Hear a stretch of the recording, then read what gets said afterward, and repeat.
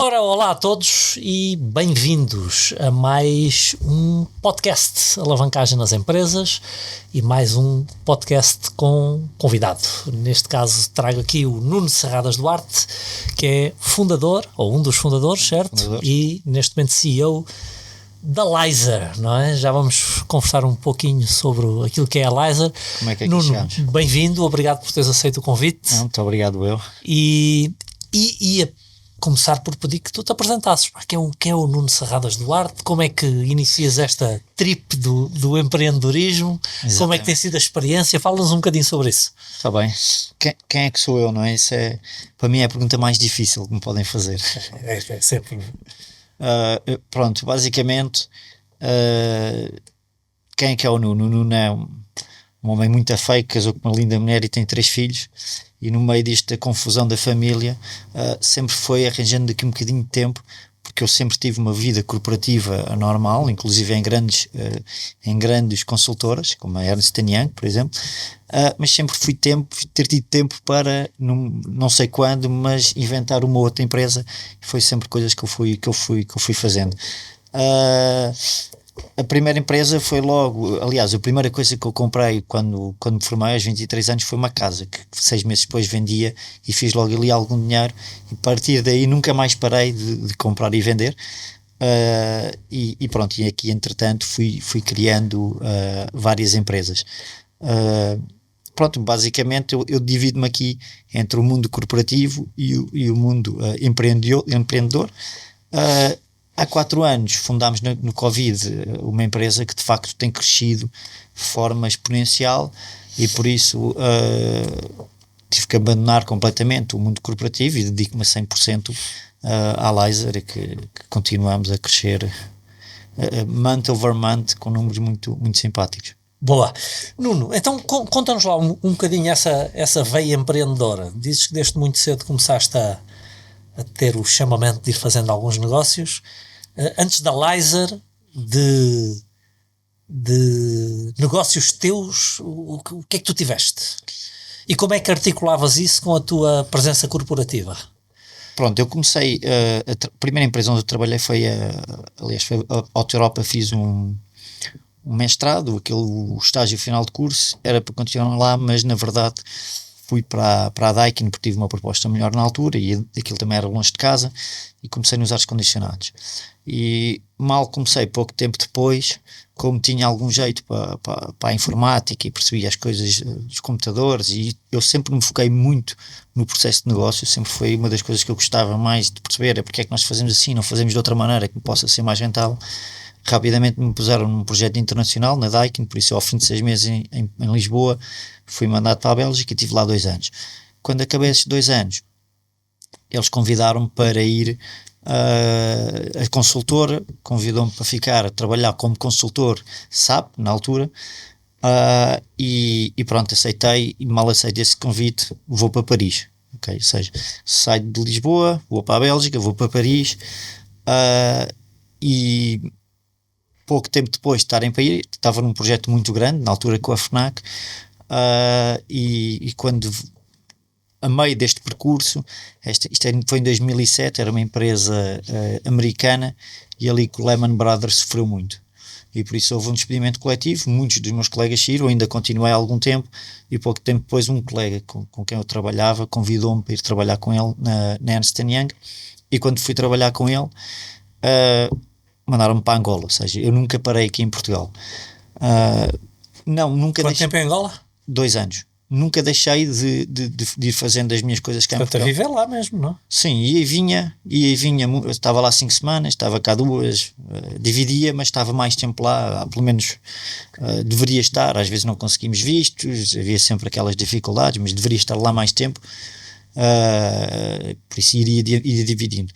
No meio fui sempre criando aqui vários testes de empresas, umas que correram bem e que se venderam, ou que foram feitas algumas coisas, outras nem por isso, abrimos e fechamos, mas sempre fui no meio, fui conseguindo. E queres-nos contar a história? Que negócios foram? Quais é que correram melhor, quais é que correram menos bem? Comecei por comprar e vender uma casa que me deu aqui algum dinheiro, e depois comprei um terreno. ok? E aqui com 12 amigos acabámos por juntar-nos e comprámos um terreno grande no Algarve e fizemos tipo um aldeamento, que eram 18 apartamentos com uma loja. Foi logo em grande.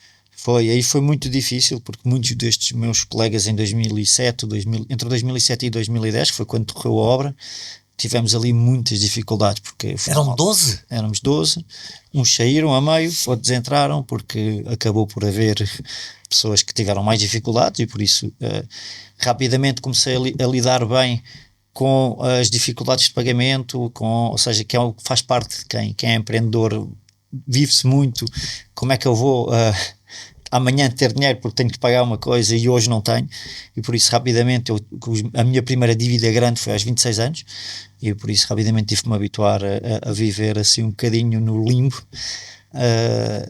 e pronto, e essa foi assim, em termos de dívida, foi a grande dor na altura, porque de facto tivemos dificuldade em conseguir pôr aquilo no ar, numa altura em que sabíamos que ia ser impossível vender, porque foi... Isso em 2007? 2007 foi quando arrancámos a obra e finalizamos... Em 2008 começa a crise no mercado imobiliário. Exatamente, ou seja, em 2010 quando terminamos, nós, só para dar aqui uns números, nós comprámos o terreno, na altura foi 1 milhão de euros, só o terreno da frente que tinha o dobro do tamanho, sei lá, um ano depois de nós termos comprado aqueles, valia 150 mil, ou seja, nós perdemos ali facilmente 900 mil euros só sem fazer nada. Sim.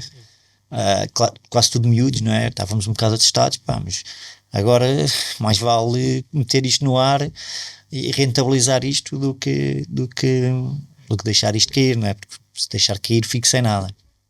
E felizmente em 2017 foi quando vendemos as últimas coisas só, mas conseguimos levantar aquilo, fomos alugando, fomos rentabilizando de alguma maneira. A partir de 2013 a coisa... A partir de 2013 deve ter sido ali a altura pior, 2013, e a partir daí começou a melhorar um bocadito. Alugava-se muito bem, aquilo conseguia-se rentabilizar, nunca foi altamente rentável, mas conseguia-se pelo menos passar facilmente do break-even e não ter problemas de cash, mas a intenção sempre foi vender e por isso em 2017... E sempre mantendo um grupo grande de sócios, que é difícil de gerir, não é? Às tantas, o que é que fizemos? Como aquilo eram apartamentos, aquilo no fundo montámos uma cooperativa inicialmente e depois distribuímos aquilo para cada um de nós, ou seja, cada um ficou com X apartamentos. Mas isto só em 2010, entre 2010 e 2013, diria que foi por aí que começámos a dividir e depois ficou cada um com uma parte. Claro que depois tinha um condomínio com piscinas, com jardins infantis e coisas assim. E alguma gestão que seria necessária. Exatamente, que tinha que se gerir, mas pronto, aí conseguimos gerir bem, a coisa fluiu e acabei por em 2017 largar esse. Entretanto, também no meio fui fazendo outras, no meio já quando estava por exemplo na FNAC, porque eu depois de Ernst & Young de Angola fui para a FNAC, montar um departamento que é muito o que eu faço hoje, que é um supply chain, que é no fundo olhar para a cadeia de abastecimento e ver onde é que nós podemos melhorar, e aí no meio fui tentando criar várias empresas, uma delas tivemos muito perto, já não me recordo bem, inclusive, mas pelo menos nos 3 finalistas estávamos para um prémio EDP, na altura tinha a ver com energia, e nós queríamos montar um modelo de negócio tipo o Ecoltra, que é aquelas motinhas que uma pessoa tem uma aplicação, pega na moto, paga X por distância, larga a moto, pronto, e andámos inclusive aqui a montar isso, estava muito bem encaminhado, mas depois fizemos um estudo de negócio de mercado e começámos a ver em Londres, em Paris, assim, os outros países já estavam completamente cheios e pensámos, isto é bom e é mau, que é, ou eles vêm para cá e nos engolem e nós morremos, ou então podem-nos comprar, mas o dinheiro que tínhamos na altura, que era 50 mil euros, pensámos, 50 mil euros não dá para nada, nós começámos a fazer, dava para 10 motas, por causa depois tínhamos de ter postos de carregamento e não sei o que, assim, isto não vai dar para nada, 10 motas, então acabámos... Seria muito pequeno. Mas ainda andámos um ano e tal nesta luta, e com pessoas que é engraçado, que hoje em dia tem startups também grandes e não sei se é unicórnio, mas se não é, andará lá perto.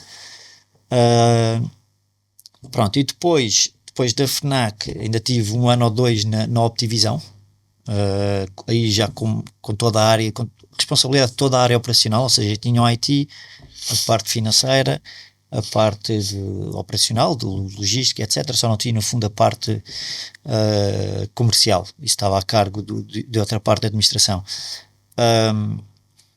e quando saí decidi, pronto, aqui agora vou tentar montar uma consultora mais estratégica, e ainda andei ali um ano a tentar, até ao Covid, um ano, se calhar um ano ou dois a tentar, mas sempre com muitas dificuldades, ainda conseguimos alguns clientes, mas sentimos... E tinhas sócios nessa... Tinha, éramos 4 também, éramos 4 como agora, éramos 4 sócios.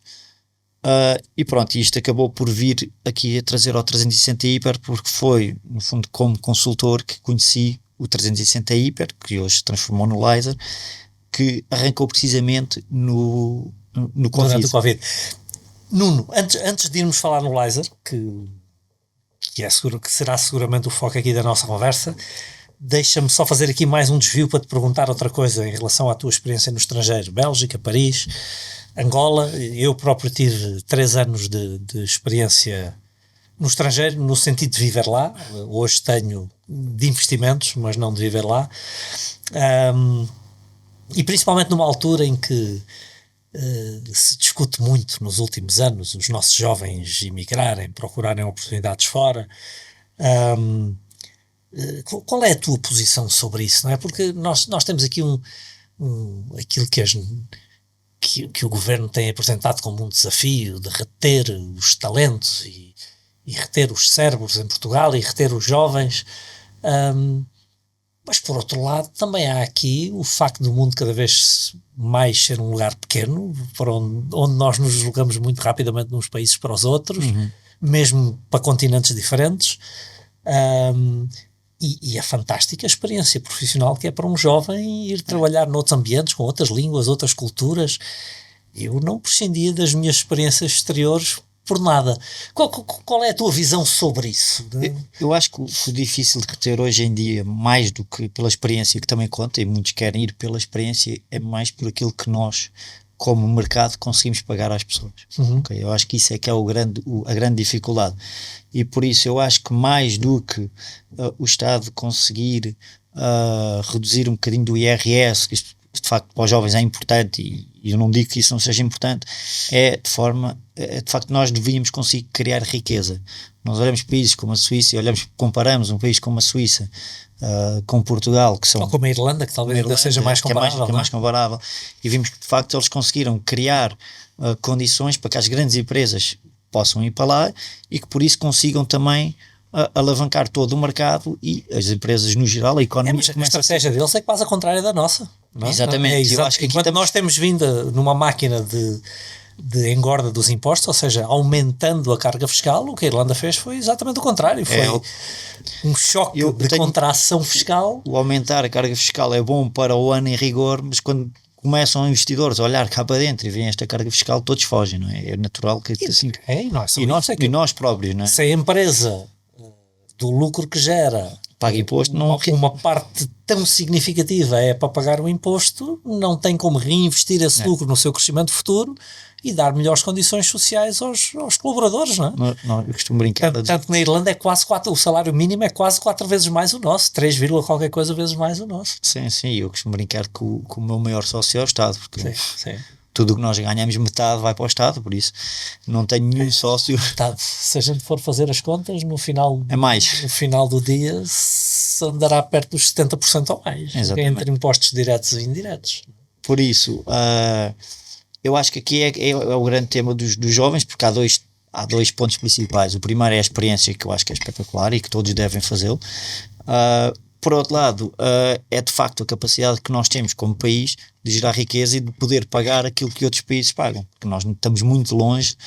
Eu tenho a dificuldade, por exemplo, na parte tecnológica de contratação, porque eles hoje em dia, e ainda bem que isto acontece, mas os jovens conseguem, se calhar, em Portugal, encontrar trabalhos que são pagos noutros países europeus e até americanos, e que pagam muito mais do que nós conseguimos pagar. Não é o nosso... Não consigo competir com eles. Por isso, eu aqui diria que, de facto, na minha opinião, tem que haver uma mudança radical de política económica, de facto, pensar se queremos fazer um Portugal a longo prazo, teremos que pensar num Portugal que gera riqueza e não que pense em sugar, no fundo, ou no fundo dar uns benefícios pequeninos aos jovens até aos 30 anos. Até aos 30 anos, o valor profissional não será Exatamente. tão elevado como a partir E dos depois 30. é isso, é assim, são sempre anos em que a pessoa no fundo acaba por estar a contribuir Eu, menos. por exemplo, foi exatamente aos 30 que saí. Eu voltei aos 30, porque eu acabei por voltar aos 30, mas pronto, foi também uma circunstância de vida. Como é que comparas? Tens pelo menos 3 cenários diferentes, para não dizer 4, não é? Portugal com Bélgica, França, vamos colocar esse num Sim, segundo cenário, e sim. depois Angola, que não tem nada a Não tem ver. nada a ver. Como é que comparas? Quais seriam assim os traços que tu destacarias comparativamente, de cada um dos territórios? É assim, são o oposto, são absolutamente o oposto, não é? Eu acabei sempre por ir atrás da oportunidade e não dizer, olha, eu gostava de ir para Londres trabalhar e vou para lá. Não, foi sempre acontecendo, e por isso acabei por aproveitar um bocadinho desse comboio que eu fui apanhando. Quando fui para a Bélgica, e obviamente aí uma pessoa sente que aquilo é civilização. Eu recordo-me que a primeira... 10 milhões de habitantes também, como nós? Sim, mas eu recordo na primeira reunião, eu fui mais 2 ou 3 portugueses, e recordo na primeira reunião que nós lá chegámos, aquilo era um projeto grande, que tínhamos de implementar SAP em toda a Europa, por isso tínhamos de estar todos coordenados, porque o sistema ia ser igual para todos. Claro que há leis diferentes, há moedas diferentes, por isso tínhamos que nos coordenar entre nós de, isto tem que ser um sistema único, mas claro que cada um tem que ter as suas regras no sistema, não é? E quando lá chegámos, a português, chegámos às 9 da manhã, a reunião era às 9, ainda fomos beber o nosso café, entramos às 9:15, e diz o presidente da Daikin, na altura, perguntou-nos de onde é que éramos, nós de Portugal, e ele disse com todo o respeito, eu não me importo nada, vocês tomem café, mas se querem tomar café, chegam às 8:30, porque a reunião é para começar às 9, é para começar às 9. É engraçado que eu tenho uma história muito parecida com essa, que é quando eu cheguei ao Luxemburgo, na primeira reunião geral que fizemos, eu estava no departamento ibérico, portanto era eu português e o resto eram espanhóis, e eu, que até sou bastante cuidadoso, ainda hoje sou muito, muito cuidadoso com horários, também estaria marcado, não sei se 9 horas, 8, 9 horas, mas à hora marcada eu estava pronto para ir para a reunião, mas estava com os espanhóis. Eles estavam ali meio relaxados e tal, e eu, estou com eles, está tudo bem também. Em Portugal nunca começava a horas, então estava tranquilo. Então quando entramos, estava a porta fechada, a reunião já tinha começado, mas uma reunião geral, portanto muita gente. Tinham-nos guardado propositadamente lugar no outro lado da sala, ou seja, tivemos que atravessar a sala inteira para o lugar que eles nos tinham guardado. Interromperam a reunião quando nós chegámos, para nós nos sentirmos mal, atravessámos a sala toda, foi quase uma passagem de vergonha ali no meio. Exatamente. E depois fomos ouvindo aqueles comentáriozinhos, meio a rir, meio a brincar, os espanhóis. Eu passei por espanhol ali, nunca mais me atrasei nem um minuto. Sim, ali nós aprendemos. E é engraçado, só complementando, que o meu chefe no departamento internacional era inglês.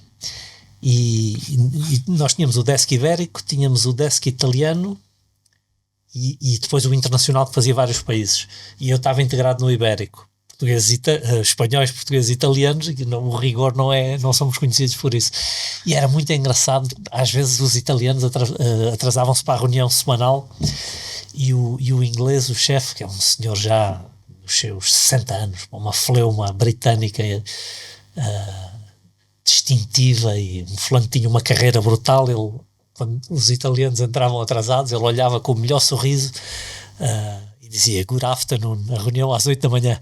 Good afternoon, mesmo isto não são horas. Desculpa, interrompi-te para complementar o teu exemplo. Sim, mas pronto, isso foi no fundo, da altura, já em 2000 e pouco se fumava na rua, e por isso ali realmente era tudo, os horários eram rígidos. Nós comíamos maçãs, o almoço era até às 6 da tarde a trabalhar, mas também às 6 da tarde entravam os senhores da limpeza e toda a gente saía, não havia e éramos muito rigorosos. Mais uma vez, deixa-me só comparar, isso acontecia com o banco inteiro quando eu estive no Luxemburgo, menos nós. Pois, mas nós éramos mandados. Nós, os ibéricos, chegávamos a ficar até 7:30, 8 horas. Todos os outros, ao nosso lado trabalhavam os nórdicos, havia o desk nórdico, os nórdicos 5 horas Era, Vamos. iam embora e nós ficávamos ali até às tantas. É Uma engraçado. vez fui mandado embora, estava sozinho a trabalhar e a senhora da limpeza disse que tinha que fazer o trabalho dela. Exatamente, estávamos a trabalhar. Estava a atrapalhar e eu tive que sair. Mas pronto, isto foi muito o que eu senti na Europa, não é? Aqui, pelo menos na Europa Central. Mais eficiência, mais rigor nas coisas, não é? Muito rigor, muita disciplina. Pronto, e depois quando saí para Angola foi o oposto. Exatamente. Aquilo é absolutamente o contrário. É pessoas chegar a horas, é o único que fica na sala e fica meia hora à espera dos principais atores, não é? Da reunião. E que já partem em Angola, já partem do princípio que vão chegar atrasados. Sim, já se... não, porque o trânsito é muito complicado, é sempre a expressão que nós ouvimos lá. Não, é muito diferente e pronto, agora, de facto, tem dois mundos que uma pessoa tem que se adaptar. Eu costumo dizer que é uma questão de tempo, a nossa adaptação. Eu adaptei-me bem a Paris, a Bruxelas, a Luanda, mas são mundos completamente diferentes. Em Luanda diverti-me imenso, não é? Aquilo é, apesar de nós trabalharmos de segunda a segunda, quase, numa consultora trabalhávamos muito, mas às vezes nos fins de semana dávamos umas voltas à noite e íamos à praia de vez em quando e divertíamos muito. Mas pronto, trabalhar... E é um povo animado, não é? Mas trabalhar era uma... Passando as questões de segurança que... Está cada vez pior. Eu quando lá estive, eu fui para lá em 2006, 2007, por aí, e não senti perigo. Quando vim em 2010, já não me sentia confortável. Às vezes o problema é não sentir. Quando nós vamos atentos, às vezes temos muitos riscos lá porque habituei-me. Sim. Eu acho que às vezes é quando nós nos habituamos àquela insegurança que depois para nós passa a ser banal. Eu passo muito tempo no Brasil hoje e não posso dizer que algum dia tenha sentido perigo. E esse é o problema. É no dia em que nós facilitamos porque estamos demasiado confortáveis. Eu facilitei muito lá em Angola, ainda tive alguns sustos, mas concordo a 100%. Quando nos habituamos e começamos a facilitar, aí é que se torna perigoso. Sim. É isso mesmo. Perigoso. Nuno, vamos então aqui à nossa vaca fria. Conta-nos lá o que é isto da Laser e como é que surge este projeto, ainda mais em plena pandemia, certo? Isto começou precisamente em plena pandemia com o 360 Hiper, em que no fundo foi criado um supermercado online, na altura em parceria com o Recheio, mas logo em mente que isto seria um marketplace de retalho alimentar. Na altura isto foi da 360 Imprimir que começou o projeto, na lógica de somos um marketplace de produtos marketizados, ou seja, tudo o que é personalizável nós temos, mas na pandemia era precisamente aquilo que ninguém precisava, não é? Mas espera, o projeto nasce antes da pandemia e vocês aproveitam a pandemia ou começa a pandemia e vocês dizem temos começa a pandemia e mais do que aqui e tu não estavas em nenhum projeto nessa altura? Não. E estava só como consultor e ok. Exatamente. E basicamente aí o que acontece é eles de facto sentem que isto vai ser um problema grande. Quem são eles? A 360 Imprimir. Ok. Porque que é um negócio que já existia. Mas e vocês eram consultores dele? Na altura não. Foram eles que começaram sozinhos este projeto do 360 Imprimir, que hoje em dia não tem nada a ver com a Laser, são empresas completamente separadas. Mas o que aconteceu foi que eles montaram muito rapidamente, em 15 dias, no fundo com a estrutura que tinham já, um supermercado online. Okay? E mas havia os supermercados tradicionais, vamos chamar-lhes assim, já tinham as suas soluções de entrega em casa. Tinham. O problema aqui era que nós demorámos um mês para receber o continente. A Auchan tínhamos uma fila de espera que demorava pelo menos 24 horas para conseguirmmos comprar, depois não sabíamos quando é que íamos receber, ou seja, todos eles tinham muitas debilidades e foi por isso um bocadinho que, para mitigar as perdas que iriam ter pela queda na venda, não é? Que ia ser a 100% praticamente, lançaram isto muito rapidamente. E na altura com o Recheio. E pronto, eu entro quando eles no primeiro dia são vendidas 80 encomendas, no segundo dia 80 encomendas e no terceiro dia quando lançam um PR 400 encomendas, 800 encomendas, ou seja, aquilo explodiu completamente e passou a ser, tiveram que parar o site porque não tinham capacidade para entregar. Eu, como focava muito nesta área de melhoria operacional, foi no fundo olhar para processos, sempre foi um bocadinho a minha vida olhar para os processos, onde é que nós podemos melhorar e ser mais rápido. Bottlenecks. Exatamente, e foi aí que eu entrei e na altura comecei a olhar e havia duas hipóteses. ou para isto ser negócio, ou de facto aumentávamos as margens porque aquilo estava muito reduzido, ou então conseguimos trazer uma produtividade tal ao negócio e-commerce que aquilo era tão barato que era isso, no fundo, ou aumenta a margem ou diminui o custo, e a opção aumentar a margem, perdíamos mercado porque os outros eram mais baratos, teria que ser diminuir o custo, e foi aqui que começámos a trabalhar naquilo que é hoje o Live. Ou seja, arrancou o 360 Hiper, nós tivemos um ano quase a fazer estes projetos, fizemos muitos projetos. Não era sócio? Não era sócio, entretanto aquilo teve que separar do 360 Hiper, imprimir, que eram duas empresas completamente diferentes, e foi aí que eu entrei, que fiquei com 50% na altura, e os outros 50% para a 360 imprimir. Na altura isto houve algumas negociações, pronto, e entraram depois entretanto mais dois sócios, e hoje entrou ainda, agora há um mês, entrou mais um sócio.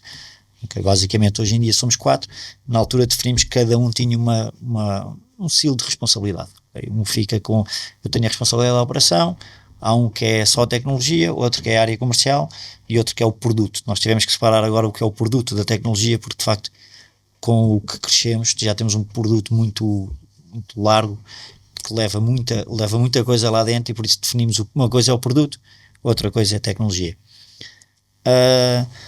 Pronto, e voltando àquilo que aconteceu no 360 Hiper, basicamente começámos a desenvolver muita tecnologia, que os próprios retalhistas, que na altura fomos transformando o 360 Hiper num marketplace, e os vários retalhistas começavam a olhar para nós, como é que nós fazíamos, e perguntavam, mas como é que vocês conseguem fazer tantas encomendas em tão pouco tempo, como é que vocês entregam tão rápido? Ou seja, nós de facto conseguimos criar aqui algumas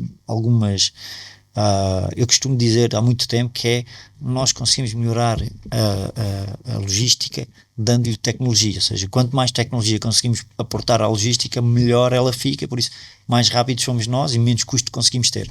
E pronto, e nós fizemos algumas contas, tínhamos que reduzir, por exemplo, o tempo de picking em 50%, hoje em dia estamos nos 52%, ou seja, já reduzimos mais do que era o nosso objetivo.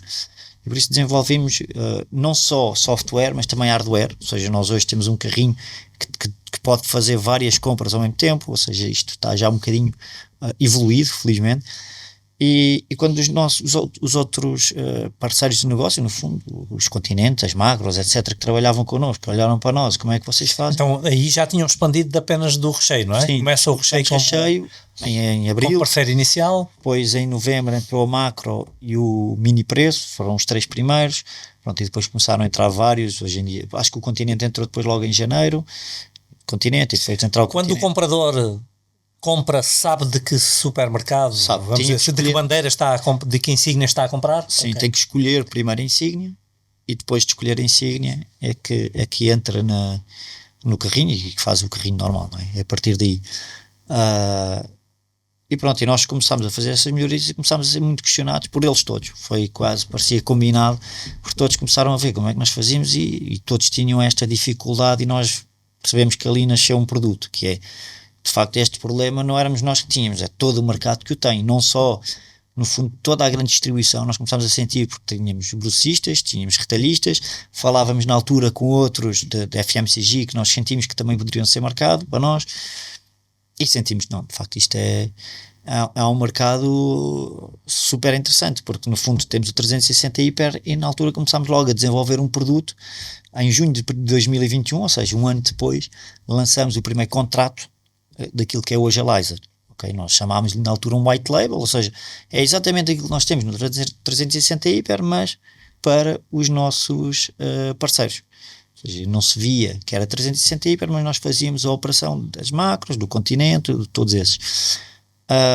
E pronto, e de facto esse foi o produto estrela que começou a crescer, nós cada vez começamos... Mas é uma empresa à parte? Era a mesma empresa com 2 marcas, okay. Nós chamámos de uma white label, e fizemos 2 PNAs, e fizemos uma white label, e continuámos o 360 Hiper as is, como estava a ir. No fundo, o 360 Hiper passou a ser um cliente do white label. Ok. Porque este fazia a operação, ou seja, preocupava-se com o front-end, que era desde o momento em que eu preciso de uma encomenda até que ela cai no meu sistema, seja uma aplicação, seja a marca, seja trabalhar marca, seja trabalhar o front-end do website, tudo isso era trabalhado por uma equipa. tudo o que era back-end era trabalhado por outra equipa, ou seja, Mas temos então, se eu entendi bem, um negócio B2C e outro B2B. exatamente, um negócio B2C e um negócio B2B. Dentro do B2B pode haver B2B e B2C, não é? Sim. Dentro deste, ou seja, este era O Lizer é mais B2B, o outro é 100% B2C, exatamente. Pronto, e foi isto que fizemos e pronto, e começou a crescer.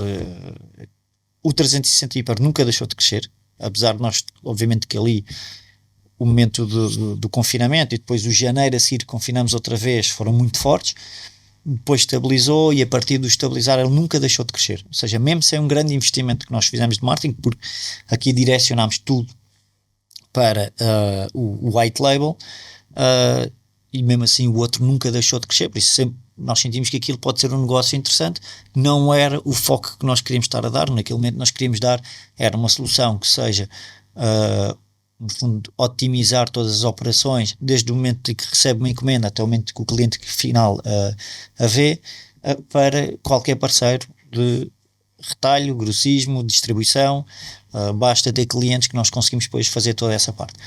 E pronto, e assim nasceu o Lizer. Em 2024 foi quando nós decidimos lançar a marca, lançámos agora em agosto, sim, não, em setembro lançámos a marca,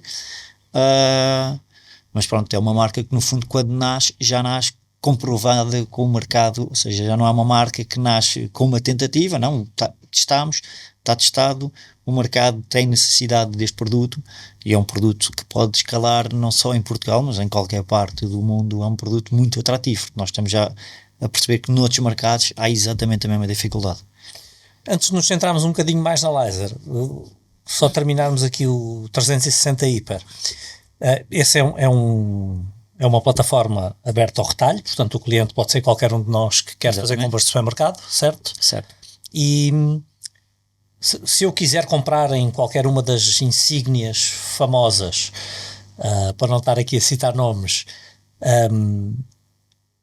eu ainda tenho a opção de ir direto ao site dessa insígnia ou através do 360 Hyper, ou vou sempre já através do 360 Hyper? Não, podes escolher. Posso escolher uma ou outra. Porquê é que eu hei de ir através do 360 Hyper? Qual é a vantagem competitiva que me faz evitar ir ao site do supermercado que eu gosto e vou usar o vosso? Sem o Lizer havia uma grande vantagem, nós entregámos em 4 horas. Okay. Com das 4 horas, mesmo no pico. Mesmo preço, mas muito mais rápido. Muito mais rápido, exatamente. Pronto, depois tínhamos também outra grande vantagem, que era poder comprar de grossistas, ou seja, grossistas que as pessoas geralmente não tinham acesso àqueles produtos, nós tínhamos esses produtos.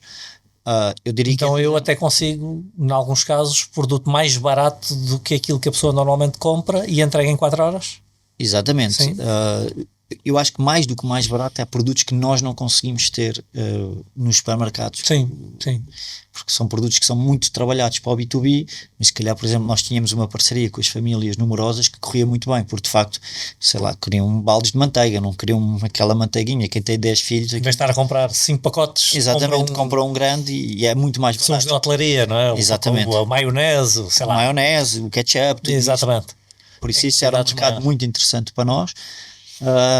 E depois há produtos que estes retalhistas têm que o próprio mercado não vende, ou seja, coisas que se calhar nós, aliás, vende, mas são supermercados muito específicos, de comida russa, de comida chinesa, de comida japonesa, ou seja, eles estão muito bem preparados para... Não, às vezes até o corte o corte da carne sul-americana que o supermercado normal não tem, claro. Mas se a gente for um cash and carry tem.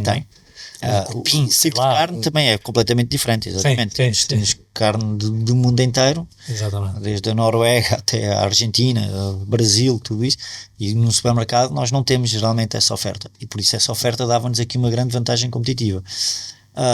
E depois tínhamos até alguns vinhos, tínhamos muitos sim, até vinhos mais baratos, e mesmo vinho francês, sim. Tínhamos aqui, era muitos clientes que gostavam depois de comprar no 360 Hyper, porque compravam uma vez nós tínhamos cerca de 50% dos nossos clientes comprava pelo menos em dois supermercados, ou seja, duas marcas famosas. E vinha na mesma entrega? Não vinha na mesma entrega, mas vinha rápido os dois. Exatamente, se pedissem para 4 horas, vinha na mesma entrega. Depois podiam às vezes pedir um à quinta-feira e outro na quinta-feira seguinte, não é? Mas geralmente a maior parte dos clientes comprava em mais do que um. E alternando. Exatamente, por isso era outra vantagem, que no fundo ia só um site e podia escolher de vários supermercados. E ainda hoje as pessoas continuam muitas vezes a optar por ir através do 360i para diretamente no site da... Sim, outro mercado que nós abrangemos também muito e que atacámos bastante foi, no fundo, restaurantes. Ou seja, restaurantes acabam por ter pouca oferta online daqueles produtos e connosco acabavam por tê-la. Ainda para mais recebendo em 4 horas, acaba por ser para nós um mercado muito interessante. Por isso, eu acho que 50%, 60% do que me lembro dos números. Nós neste momento já não temos o 360 Hiper, mas era B2B, representava. Nós vendemos, nós no fundo cedemos um contrato, isto ainda não está completamente fechado, mas durante um período é apenas cedência da marca e da plataforma. Okay. Há uma opção de compra que pode ser exercício mais à frente, mas neste momento não somos nós que gerimos essa parte, nós dedicamos 100% a toda a operação, inclusive o 360 Hiper é um dos clientes hoje em dia. Muito bem, vamos à Laser. Então o que a Laser exatamente, concretamente, objetivamente faz pelos seus clientes? Pronto, os nossos clientes são retalhistas e grossistas que têm necessidade de... Que eram os vossos fornecedores no outro. Os nossos fornecedores e que no fundo têm necessidades de entregas sejam rápidas ou planeadas, okay? É indiferente para nós. O que nós fazemos é, desde o momento em que uma encomenda cai até o momento em que uma encomenda... Mas de entregas deles, portanto, aos clientes deles. Aos clientes deles. Okay? Desde o momento em que uma encomenda cai até que é entregue, nós tomamos conta do processo todo. Ou seja, nós imaginemos, hoje em dia já não há só um canal de vendas, ou seja, imaginemos uma grande insígnia, tem canal próprio, depois tem a Glovo, depois tem a Uber, depois tem a Bolt, mais outros canais que tenha, e cai tudo num sítio. Nós temos este order management, no fundo recebemos todas as encomendas independentemente de quem é o canal, vem num canal e cai num bolo, ok? Nós olhamos para esse bolo e vimos deste bolo qual é que é a encomenda mais urgente para sair e como é que ela tem que ser feita. E depois entra aqui, no fundo, todo o processo logístico que nós trabalhamos. Só para dar aqui um exemplo, por exemplo, nós temos um carrinho... Então tomaram conta do negócio de entregas. Exatamente. Dos vossos clientes, quer dizer, dos fornecedores, não é? Dos nossos fornecedores. Porque é que nós somos mais eficientes? Nós, no fundo, tiramos uma fotografia de cima ao supermercado, ao hipermercado, ou o que seja, e mapeamos, okay? E depois nós conseguimos agregar, em vez de fazer uma encomenda a encomenda, nós começamos a chamar serviços, e a pessoa que está na loja, o picker, em vez de fazer encomendas, ele não sabe se está a fazer 1 ou 2 encomendas ou 10 encomendas, ele faz um serviço. Dependendo dos serviços que ele vai fazer, temos vários tipos de carrinhos. Ou seja, carrinhos que levam 3 encomendas, 2 encomendas, 1 encomenda. Há carrinhos, por exemplo, se forem encomendas de quick commerce, pode levar até 9 encomendas. Ou seja, e depois ele no fundo tem um trajeto, o próprio aplicativo tem um trajeto que lhe diz qual é que é a melhor rota que ele tem que fazer e vai acendendo de luz à medida que ele vai pedindo os artigos. Ou seja, ele diz, isso desenvolveram vocês? Isso foi 100% nosso. Okay? Isto fomos logo na altura do 360 Hiper, que desenvolvemos por forma a criar a tal eficiência que nos permitisse ser rentáveis, não é? E por isso, no fundo, enquanto hoje em dia a maior parte dos pickers para outros parceiros o que faz encomenda a encomenda, nós fazemos várias encomendas ao mesmo tempo e por isso tudo organizado, ele faz só uma rota mas está a recolher várias encomendas. Outra vantagem que nós temos é que nós deixamos o picker não sabe quem é o cliente, ele vê uma cor, aquilo como tem várias cores, cor verde, vermelha, azul, amarelo, à medida que ele vai andando, aquilo tem tipo baskets, o nosso carro, e ele vai metendo para a luzinha que acende. Ou seja, ele não tem que saber, ele sabe que é um cliente vermelho, mete no saco vermelho. Sabe que é um cliente azul, mete no saco azul. Okay? E por isso vai fazendo a encomenda por cores até ao final. Okay? No final, nós também otimizamos as rotas. Okay? E nós estamos a desenvolver um produto que ainda não está totalmente fechado, mas que já está em testes, que basicamente nós chamamos rotas em paralelo. O que nós sentimos foi que nós já temos em Lisboa, só em Lisboa, se calhar 100 carros de um lado para o outro. O que é que nos permite? Quando nós estamos a fazer as rotas, deixamos de fazer uma recolha para X entregas. Nós podemos fazer uma recolha, em vez de recolher 10 encomendas, só recolhe 4 aqui, faz entrega 2, depois está ali ao perto do outro supermercado, recolhe mais 2, entrega 3, ou seja, nós chamamos isto a rota paralela, porque o nosso objetivo é que o motorista ande num determinado...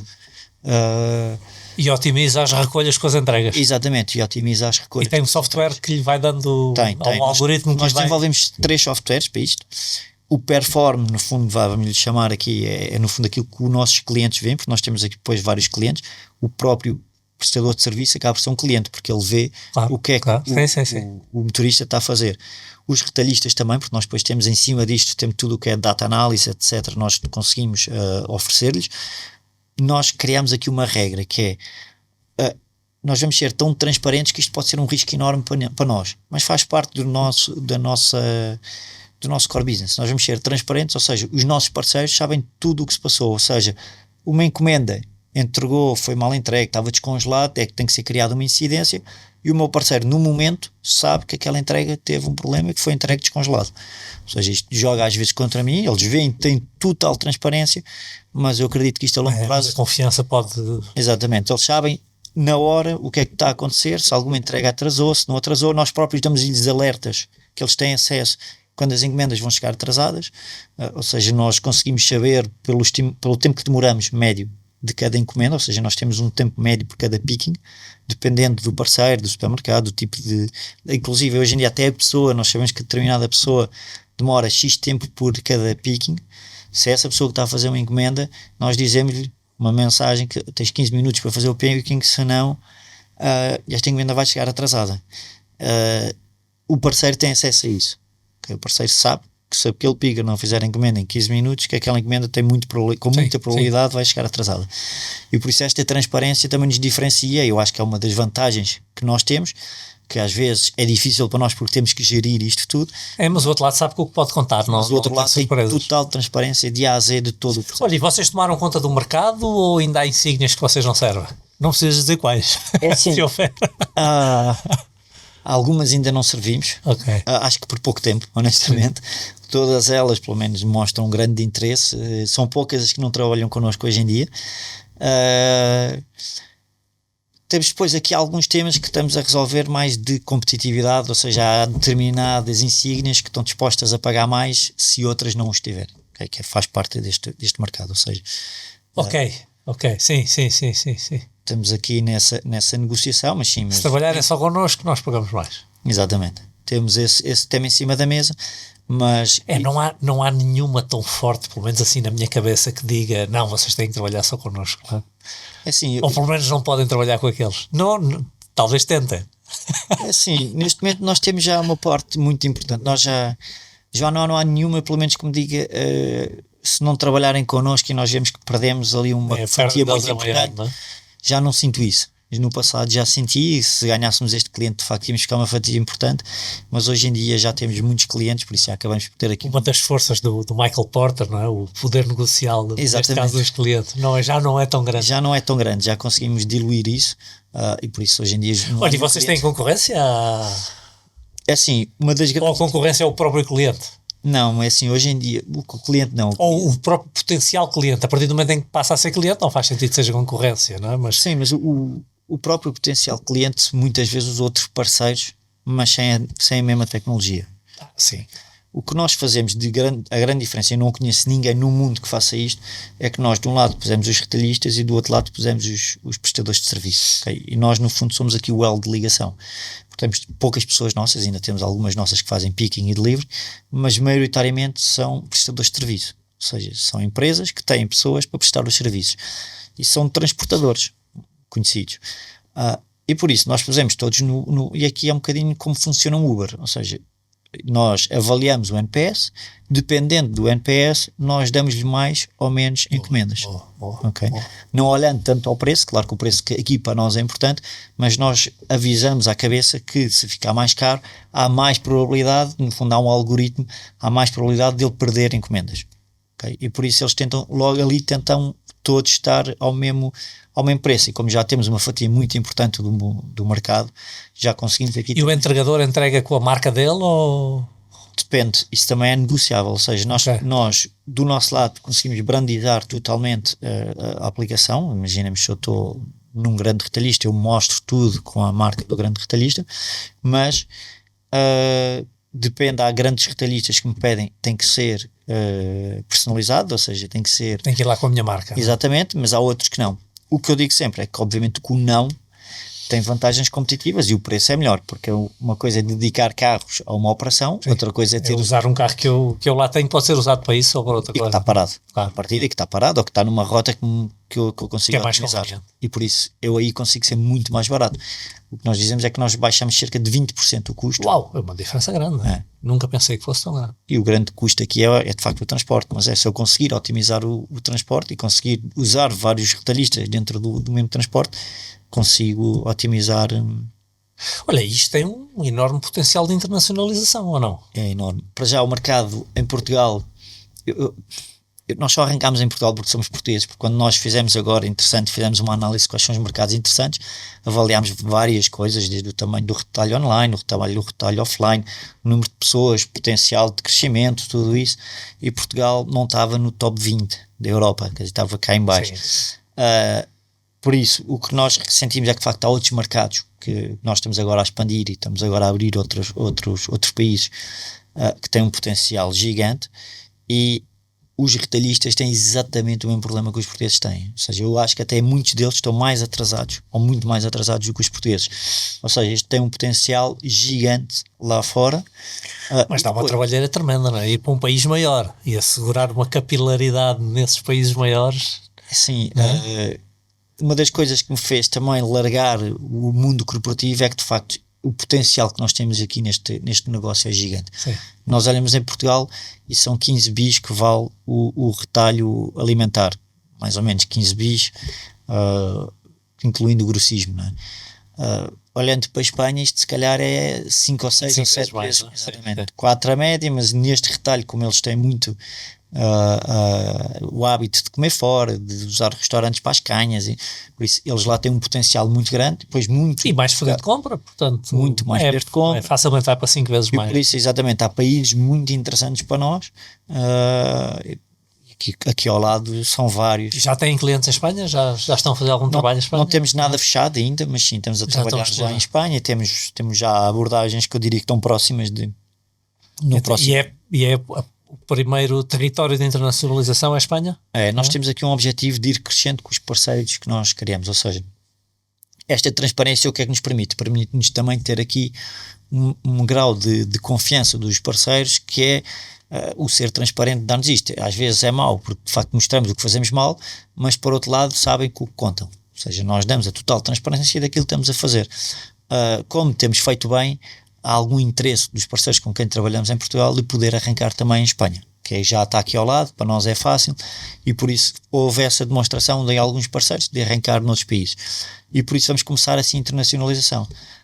Vamos agora, desde o momento em que lançámos a marca Laser, a puxar um bocadinho mais pelas vendas. Nós até hoje foi quase um produto que nasceu por necessidade do mercado e não por nós irmos atrás da necessidade, nasceu nesta necessidade do mercado, e agora quando está provado, quando o nosso produto também já ganhou alguma estabilidade, ao princípio foi difícil, porque eu não conheço ninguém que pegue tanta fatia do mercado, ou seja, é um produto muito largo, ou seja, temos o picking, temos o delivery, o cálculo das rotas, temos o cálculo interno da rota interna, o cálculo das cores, aqui o order management, ou seja, nós tivemos que desenvolver muita coisa para ele ficar robusto. Mas hoje temos um produto que é de A a Z que ninguém tem, ou seja, eu conheço muitas empresas que fazem o delivery, conheço muitas empresas que fazem o picking, conheço muitos order management, sistemas de order management. Agora, alguém que olhe para isto tudo e que seja chave na mão, ou seja, nós podemos chegar a qualquer retalhista do mundo e dizer, nós amanhã temos aqui uma equipe e tomamos conta do vosso e-commerce, sem problema nenhum. E não há nenhuma empresa que eu conheça que consiga fazer isto.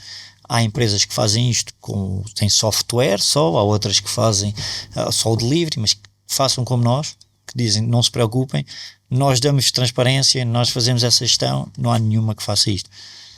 Muito bem, nós estamos aqui no limite do tempo, Nuno, mas eu queria te colocar aqui uma última pergunta, e talvez seja longa a resposta, que é: e ia-te pedir que me fizesses um outlook, não é? Para o futuro, o que é que vai na vossa cabeça, mas também gostava de saber, e acho que quem nos está a ouvir também gostaria, daquilo que nos puderes contar, obviamente, de qual é o percurso até agora em termos de resultados e dimensão, ou seja, qual é a história, a curta história, mas que parece de enorme sucesso da Lysar até agora, e como é que vocês olham para o futuro próximo?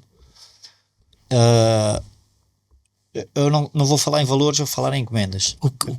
Nós, só para verem o crescimento que nós tivemos, nós começámos o primeiro ano com 6.700 encomendas, okay? Ainda só com 360 hiper, fomos crescendo, nunca foi menos do que triplo ou dobro das encomendas, ou seja, foi o primeiro ano triplicámos as encomendas, segundo ano triplicámos as encomendas, aqui começámos a ganhar esses clientes que nos deram facilmente escala, e este ano duplicámos. Hoje em dia já servimos, nos últimos 12 meses, servimos mais de 200 mil encomendas e temos planeado para 2025 completo servir mais de 500 mil. Okay? Para 2025. Para 2025. Ou seja, estamos já com uma cota muito importante quando olhamos para o mercado e também temos o objetivo de internacionalizar o nosso produto. Isto são, no fundo, aqui os nossos... Mas o mercado está a procurar cada vez mais a compra online, certo, neste caso, ou são vocês que estão a conseguir ir buscar uma fatia cada vez maior? Nós estamos ou as duas, talvez, não é? Estamos a crescer, no fundo, as duas crescem, ou seja, o mercado online cresce, o mercado online em Portugal cresce devagarinho, nós estamos a ganhar muita cota de mercado neste produto e também, no fundo, aqui a mistura. Mas por força de ir buscar mais insígnias ou há alguma forma de vocês ganharem espaço em cada insígnia onde estão? Há formas de ganharmos espaço em cada insígnia, porque normalmente nós trabalhamos isto pelos códigos postais, ou seja, começamos em determinadas zonas. O que nós temos sentido é que nós não temos uma capilaridade total ainda em Portugal. Neste momento nós já temos alguns parceiros, okay, mas por exemplo há outros parceiros grandes que me dizem: eu só quero que vocês façam Coimbra, eu só quero que vocês façam Coimbra, Aveiro e Leiria, okay. Ou seja, temos aqui alguns que só fazemos algumas zonas. O que temos sentido é que à medida que implementamos, de facto em todos eles vamos crescendo em zonas. Eles começam a perceber o resultado e dizem: ok, vamos fazer mais cidades. Hoje em dia temos clientes também fora do retalho alimentar e temos alguns clientes que repararam e que disseram assim: olha, mas nós também temos uma coisa que é o click and collect, que as pessoas vêm levantar à loja e nós aqui só cobramos o picking. Ou seja, temos clientes que já só usam o nosso software para fazer o click and collect deles. Ou seja, aqui já é um modelo de negócio diferente, mas no fundo nós só cobramos uma fee muito pequenina de utilização de software naquela pequena parte do nosso negócio. Nessas 500 mil transações já estão a prever Espanha? Ou... Já estamos a prever. Vai ser uma entrada lenta e não prevemos ainda que Espanha seja um volume muito interessante em 2025, mas já vai ter um peso, diria que 5% será a Espanha. Além dessa internacionalização, há mais alguma coisa de futuro que nos possas contar? Ou... É assim, nós o que planeamos é fazer uma entrada lenta em Espanha, mas quando Espanha tiver, no fundo nós temos pelo menos aqui o objetivo de dois parceiros grandes em Espanha, que estamos a atacar, fechar com esses dois, e quando esses dois tiverem, o objetivo é entrar em mais 6 ou 7 países europeus. Okay? E já estamos a trabalhar para 2026 para esses países. Ou seja, até porque há algum player espanhol que já tem presença em Portugal e... O meu medo é esse, e por isso é que nós, quando formos atacar Espanha, já estamos a preparar os outros países a seguir, porque Portugal é muito pequeno, acho que ninguém olha para Portugal, mas para Espanha já há muitos lobos a olharem para Espanha, por isso, quando nós metemos um pé em Espanha, já temos que estar preparados para meter os pés nos outros lados todos. Se nós metemos em Espanha... Se nós metemos em Espanha, começam a apontar para nós um foco e não há resposta. E um monstro qualquer vê que nós estamos a fazer uma coisa bem, eu imagino aquelas grandes empresas. Sim. Podem agarrar numa pilha de dinheiro e... Exatamente, pegam em 1 ou 2 biscos para eles são trocas e fazem num mês aquilo que nós fizemos em 4 anos. Sim. E por isso é que nós temos este plano de meter um pé em Espanha. Ou compram-nos. É uma hipótese. Nunca se sabe. Nuno, a conversa está super agradável. Mas já estourámos aqui o nosso limite de tempo. Obrigado por teres vindo. Foi um gosto. Foi mais um negócio, uma empresa giríssima que passou aqui pela alavancagem das empresas. Eu espero que tenha gostado. Gostou de certeza, está aí desse lado. E já sabe, mantenha-se online connosco, que nós vamos tentando aparecer aqui sempre com os conteúdos mais interessantes para lhe levar valor, assim que é empresário e que anda à procura do conhecimento necessário para ir tomando cada vez melhores decisões na sua empresa e obter também melhores resultados. Um abraço, obrigado por ter estado aí e até à próxima.